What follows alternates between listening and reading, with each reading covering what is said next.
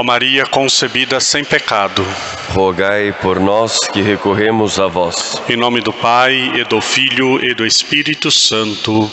Amém. Os queridos irmãos e irmãs, presentes aqui na nossa catedral, também quem nos acompanha, hoje nós celebramos a memória de São Maximiliano Maria Kolbe, sacerdote e mártir. Foi martirizado nos campos de concentração durante a Segunda Guerra Mundial e tem um testemunho bonito porque ele se apresentou voluntariamente para sofrer a pena de morte no lugar de um pai de família que deveria ser executado.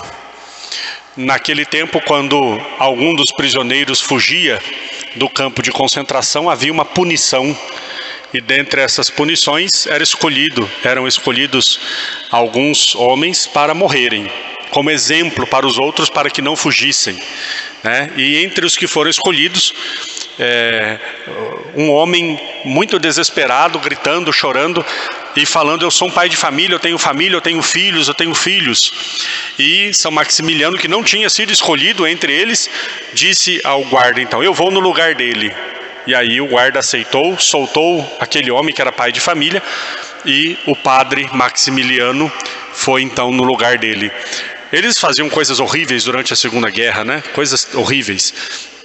Esses homens eram condenados a morrer, sendo confinados dentro de uma cela, e lá eram deixados sem água e sem comida, para irem morrendo de fome e de sede, né? Então eles passavam muito tempo lá dentro, parece que foi quase um mês. São Maximiliano foi o último a morrer. E interessante que, enquanto estavam lá, ele, como sacerdote, atendeu as confissões, deu as unções, fez o consolo espiritual, administrou os sacramentos para aqueles que ali estavam nessa situação de desespero. E por último, ele também então deu a sua vida para testemunhar Jesus e para defender a família. Nós estamos encerrando hoje a Semana da Família. Começou domingo passado com a celebração do Dia dos Pais, né, a vocação matrimonial. E encerramos hoje. Amanhã começa o dia da vida religiosa.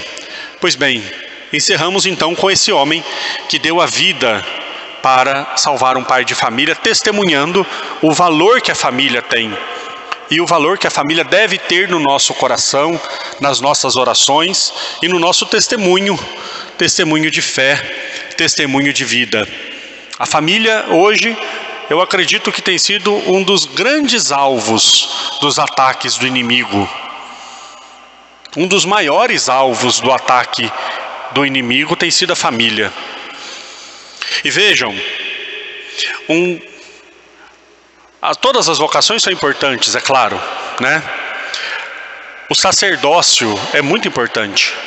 O sacerdócio ministerial. Primeiro domingo do mês de agosto nós refletimos sobre a vocação sacerdotal, né? É uma vocação sublime, é maravilhosa. É maravilhosa. E o sacerdote é muito atacado também pelo inimigo, com certeza. Mas o diabo é tão astuto e o diabo é tão ardiloso que ele entendeu, claro, né? Ele entendeu que se ele atacar a família, ele consegue desestabilizar todas as vocações. Por quê? Se ele atacar os padres, se ele atacar os religiosos, ele causa um prejuízo enorme. Mas se ele atacar a família, ele automaticamente está também atacando religiosos e padres, porque é da família que nasce a vocação. Se nós olharmos as histórias dos santos, é tão bonito quando nós lemos de fato a história do santo e não ficamos num devocionismo estéril e quase que supersticioso, né? Tem devocionismo que é quase supersticioso, né? É o santo que cura, a santa que faz isso, o santo que faz aquilo, né? E enfim, que não é devoção. Já expliquei o que é devoção, né? Devoção é eu ter um compromisso com o estilo de vida que aquele santo viveu. Quando eu leio então a história do santo e percebo a sua vocação familiar, nós percebemos que uma boa vocação nasce de uma família estabilizada. Recentemente teve um fato tão bonito na igreja que demonstra para nós a verdade desse fato quando foram canonizados o pai e a mãe de Santa Teresinha. Santa Teresinha é uma santa que tem uma evidência muito grande na igreja, com muitos devotos, e viveu uma espiritualidade linda dentro do Carmelo, a espiritualidade da pequena via, da oração, do sacrifício. Uma jovenzinha que precisou da autorização do Papa para entrar no convento antes de ter a idade adequada. É lindo ver a vocação dela, mas onde brotou essa vocação? Na família. Uma família cristã, uma família devota, uma família que ensinou a ela os valores religiosos, a ponto de despertar no coração dela o desejo de ser religiosa. Por isso, quando o demônio ataca a família, ele destrói muitas vocações. Porque lá está a base de quem quer ser religioso, de quem quer ser padre. Nós vemos hoje pessoas que dizem para o pai e para a mãe: eu tenho vontade de ser padre. Para a mãe e para o pai é quase que um luto. Não quer que o filho seja padre, não quer que a filha seja religiosa, ou não quer que o filho seja religioso. Chega ao ponto de impedir a vocação do filho ou da filha. A família é a base de todas as vocações. A família é a base da santidade. Por isso, o demônio tem atacado tanto as nossas famílias. E eu digo com muita tristeza, infelizmente ele tem conseguido bons resultados. Bons resultados. Nós estamos vendo um cenário muito preocupante das nossas famílias. E nós estamos vendo uma mentalidade sendo criada de que qualquer coisa é família. E isso não pode entrar na nossa cabeça de católicos e cristãos. Não pode. Me lembro de Dom Henrique Soares, já saudoso Dom Henrique, falecido há um pouco mais de um ano. Ele dizia: se tudo é família, então nada é família. Se eu chamo tudo de família, então nada mais é família. E é uma verdade. Existem modelos de exceção no que diz respeito à família. Mas nós não podemos chamar tudo de família, porque não é. Eu, por exemplo, a minha mãe ficou viúva quando eu tinha 12 anos. A minha mãe tinha 37 anos quando ela ficou viúva. E ela nunca mais se casou.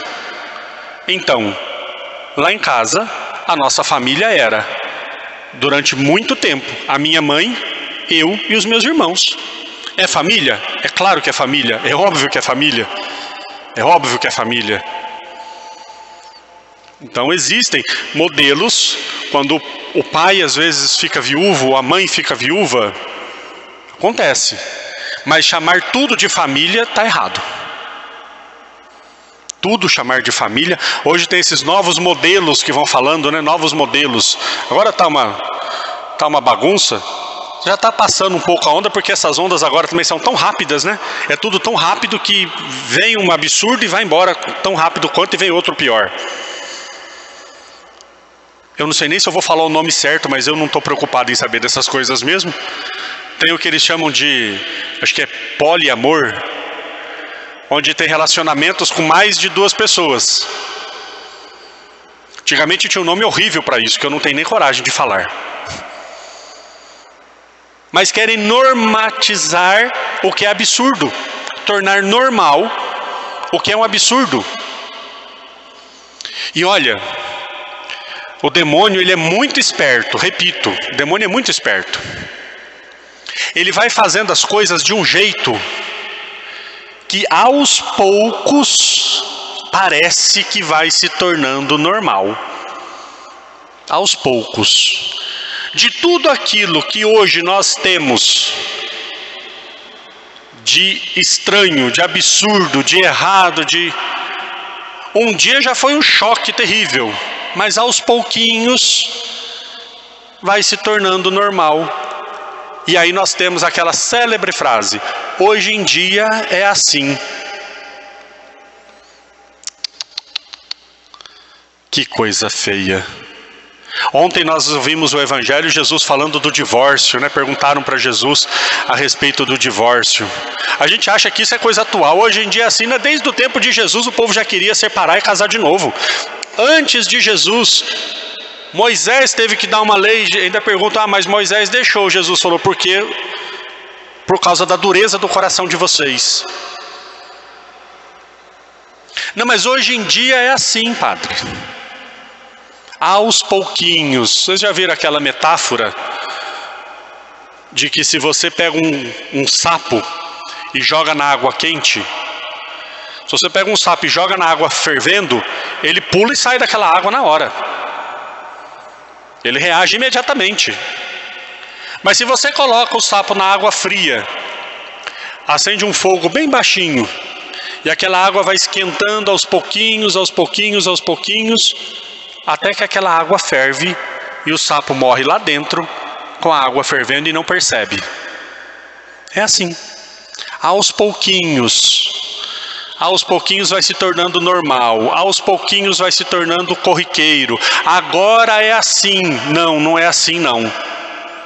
Não, não é assim não. Nós vimos a primeira leitura que fala das instruções que Josué dá ao povo. E Josué é muito claro quando ele diz, vocês têm certeza que vocês querem seguir ao nosso Deus, ao Senhor Deus? Sim, queremos. Josué fala, olha, pensa bem. Esse Deus é um Deus ciumento. Esse Deus é um Deus exigente. Vocês têm certeza que vocês vão ser fiéis a este Deus? Sim, nós temos. Josué, olha, vocês escolhem quem vocês querem servir. Eu e minha casa serviremos ao Senhor. E todo o povo foi seguir o Senhor também, a exemplo desse testemunho. Nós devemos falar a mesma coisa hoje em dia. Eu e minha casa serviremos ao Senhor. Vocês, o mundo vive o que quiser viver. Porque alguns dizem que nós queremos impor o nosso modo de pensar, o nosso modo de ser às pessoas. Nós não impomos nada a ninguém, cada um faz sua escolha. Mas, se eu me decido a ser católico, então eu devo viver o que a minha igreja me ensina. Se eu me decido a dizer que sou católico, se eu me decido a sentar no banco e frequentar a Eucaristia, então eu preciso obedecer ao Senhor. É o que Josué fala. Vocês são testemunhas contra vocês mesmos. Essa escolha é de vocês. A escolha de servir ou não ao Senhor é nossa. Mas a obediência aos seus preceitos e suas leis faz parte da nossa fé. É muito sério isso. Fé não é brincadeira. Não pode ser. Tem muita gente que se diz católica e não é católica. Não basta eu dizer que sou católico ou achar que sou católico. Se eu não sigo o que a minha igreja me ensina, eu não sou católico. Não, eu venho à missa, eu venho à Eucaristia, toda semana eu estou na missa, toda semana eu estou aqui. Mas casamento dura enquanto durar. Se não deu certo, termina. Deixa eu dar uma notícia para essa pessoa. Meu querido, minha querida, você não é mais católico. Ah, não, mas eu me sinto católico. Não é o que a gente sente que faz a realidade. Não é o sentimento. Nós vivemos no tempo do sentimento, né? Não, mas eu me sinto católico. Não diz nada. Se eu chegar numa loja e dizer para o dono assim, olha, eu me sinto milionário, vou comprar isso aqui.